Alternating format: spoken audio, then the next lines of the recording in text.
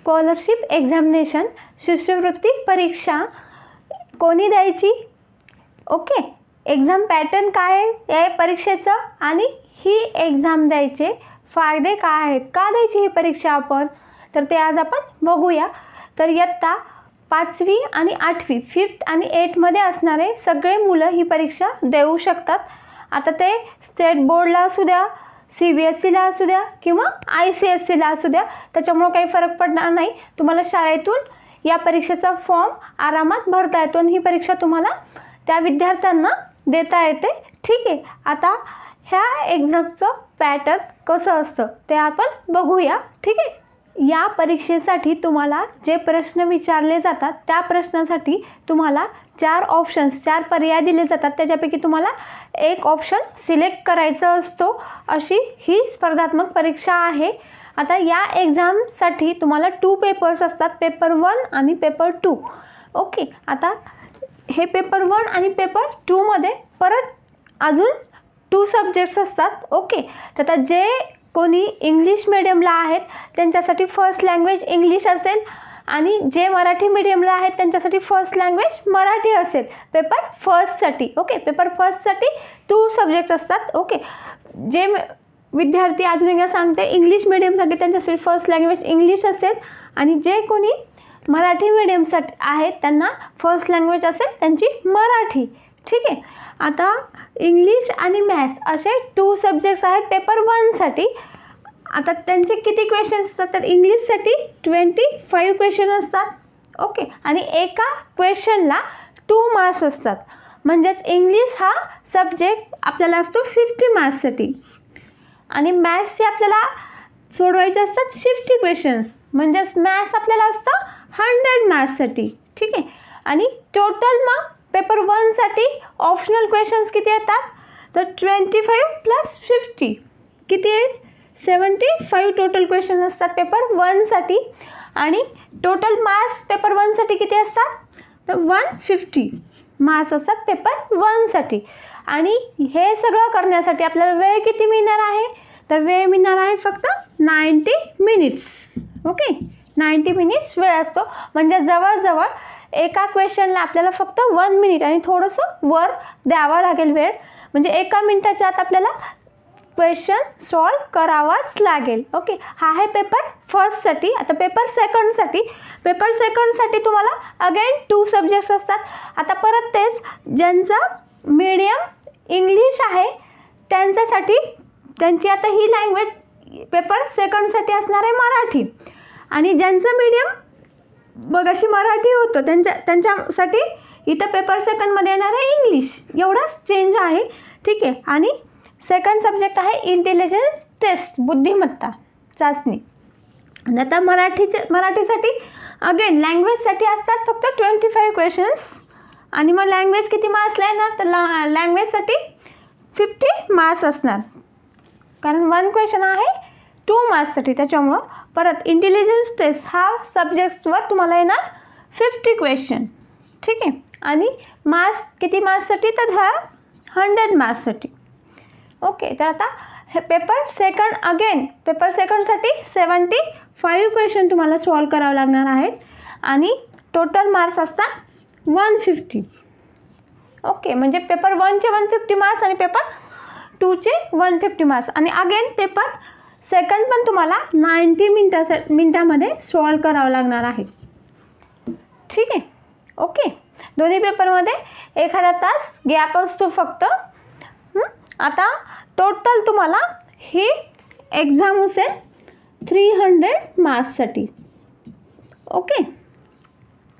आणि आता पासिंगसाठी तुम्हाला आता पेपर 1साठी तुम्हाला ॲटलिस्ट 60 मार्क्स पाहिजेत. ओके. पासिंगसाठी. आणि पेपर सेकंडसाठी पण तुम्हाला ॲटलिस्ट 60 मार्क्स जर पडले तरच तुम्ही पास व्हाल. म्हणजे दोन्ही मिळून 60 मार्क्स बघा, इंग्लिश प्लस मॅथ्स मिळून 60 मार्क्स पाहिजेत आणि इथं पण मराठी प्लस इंटेलिजन्स टेस्ट मिळून पण 60 मार्क्स. तर तुम्ही या एक्झाममध्ये पास होताल. आणि तुम्हाला जर फक्त पास होत नसेल, मेरिटमध्ये वगैरे यायचं असेल तर तुम्हाला खूप मेहनत घ्यावी लागेल. आता हे जे क्वेश्चन असतात, सपोज आता 100 क्वेश्चन असतील तर या पेपरमध्ये 30% जे क्वेश्चन असतात ते एकदम इझी असतात. ठीक आहे, एकदम इझी असणारे क्वेश्चन असतात 30%. 40% जे क्वेश्चन असतात ते मीडियम असतात. मीडियम म्हणजे इझीपेक्षा किंचित थोडेसे हार्ड. ओके, आणि जे 30% क्वेश्चन असतात ते एकदमच हार्ड असतात. ठीक आहे, म्हणजेच 100 पैकी 30 question easy. Okay, 40 question medium असतात आणि 30 खूपच हार्ड असतात. तर आता हे जे हार्ड क्वेश्चन आहेत ना ते तुम्ही सरावानी तुम्हाला इझी होत जातात. ते तसं काही घाबरायचं काम नाही आहे. ओके, आणि ज्यांचा सराव जास्त असतो आणि ॲक्युरेसी कमी वेळेत जास्त ॲक्युरेट असतात त्याच विद्यार्थ्यांना याच्यामध्ये जास्तीत जास्त मार्क्स पडतात. ठीक आहे, तर आता हे सगळं करण्यासाठीच या टाईपच्या एक्झाम असतात. ठीक आहे, तर आता हे एक्झाम का द्यायची, या एक्झामचे काय फायदे आहेत ते आता आपण बघूया. तर आत्ताच मी सांगितलं ना तुम्हाला की या एक्झाममुळं काय होतं, तुम्हाला कमी वेळात जास्त क्वेश्चन सॉल्व करायची सवय लागते आणि ॲक्युरेट कसे सॉल्व करता येतील ते आपण विचार करतो. तर या सवयीमुळं काय होतं, आपली स्पर्धा परीक्षेची तयारी छान होते. आता ही स्पर्धा परीक्षेची तयारी करणं का आवश्यक आहे, कारण पुढे आपण जे जाणार आहेत 10वी नंतर, ओके, 12वीची एंट्रन्स टेस्ट असू दे, तुमची नीट एक्झाम असू दे, इंजिनिअरिंगसाठी एक्झाम असू दे, किंवा पुढे जाऊन MPSC UPSCसाठी सुद्धा सेम या परीक्षेचाच पॅटर्न आहे. ओके, या परीक्षेसारखंच, फक्त तिथं आहे निगेटिव्ह मार्क, इथं निगेटिव्ह सिस्टीम नाही आहे. तर या परीक्षेचा बेस म्हणून पण ह्या परीक्षेला तुम्हाला बघता येईल. आत्तापासूनच तुम्हाला तुमचं टाईम मॅनेजमेंट तुम्हाला कसं करता येईल एक्झामसाठी. टाईम मॅनेजमेंट करायचं म्हणजेच काय करायचं आहे तुम्हाला, तर टाईम मॅनेजमेंट करायचं म्हणजेच कमी वेळात, म्हणजे आता तुम्हाला समजा फर्स्ट पेपरला दिलेत 90 मिनिट्स, तर 90 मिनिटामध्ये तुम्हाला टोटल 75 क्वेश्चन सॉल्व करायचे आहेत. आता इझी पटपट सॉल्व करताल तुम्ही, पण आता पुढचे कसे करायचे, तर आता जे हार्ड क्वेश्चन आहेत त्यांच्यासाठी जास्त वेळ ठेवायचा आणि जे इझी आहेत ते पटकन सॉल्व करून जायचे, यालाच टाईम मॅनेजमेंट म्हणायचं. तर ही टाईम मॅनेजमेंट करायची सवय तुम्हाला आत्तापासूनच लागेल. त्याच्यामुळं या टाईपच्या परीक्षा आवश्यक आहेत. तर एवढे सगळे फायदे आहेत. प्लस स्कॉलरशिप एक्झाम दिल्यामुळं आपला जो कॉन्फिडन्स आहे, आत्मविश्वास आहे तो वाढतो. तो कशा प्रकारे वाढतो, तर आपण जे क्वेश्चन सॉल्व करतो आहात, आता ते थोडेसे अवघड प्रकारचे असतील तर आपण काय करतो, तर परत सराव करत जातो आणि सरावातून ते आपल्याला येत जातात आणि त्याच्यामधून आपल्याला एक विश्वास निर्माण होतो की आपण हे करू शकतो आणि वेगळ्याच प्रकारचा आपल्याला आत्मविश्वास आपल्यामध्ये निर्माण होतो.